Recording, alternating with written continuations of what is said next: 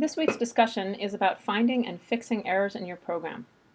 An error in your program is called a bug, and the process of finding and fixing errors in your program is called debugging. This is a funny old term that's left over from long ago when the first bug was found in a program and reported. It was an actual bug. It was a moth. If you Google this, you can see a picture of the bug report with the actual moth included. So this name kind of stuck, and now any kind of a problem in a computer program is called a bug, and fixing it is called debugging. So for this purposes of this week's discussion, I have given us a change debug file, which is a version of the ChangeMaker program that you wrote for Chapter 3.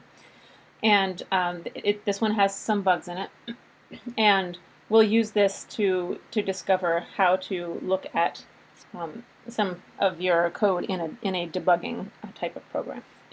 So when you find that you have an error, so the first step to debugging is finding that you have an error. So I have run this program, and I'm noticing that when I type in 91 pennies, I come out with the wrong numbers down here. The first step to debugging is noticing that you have a problem. Once you realize that you have a problem, you have to go find out where exactly the problem is so that it can be fixed, and that process can be complicated.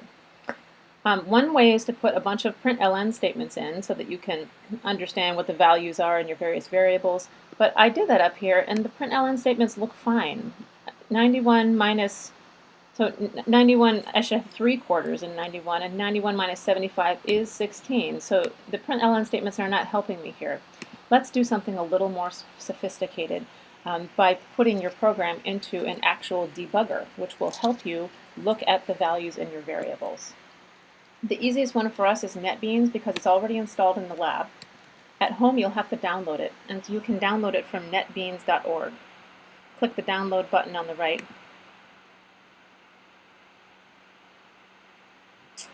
And then the version of NetBeans that we want is the one inside the first column, which will hopefully load in a minute. A Java SE. So just go on down to the bottom of the first column here and click that first download button. It will download the one that's for your platform. If for some reason the wrong platform is listed, you can fix it up here in the drop-down menu. In the next video, we'll see how to set up a basic project in NetBeans so that you can debug your program there.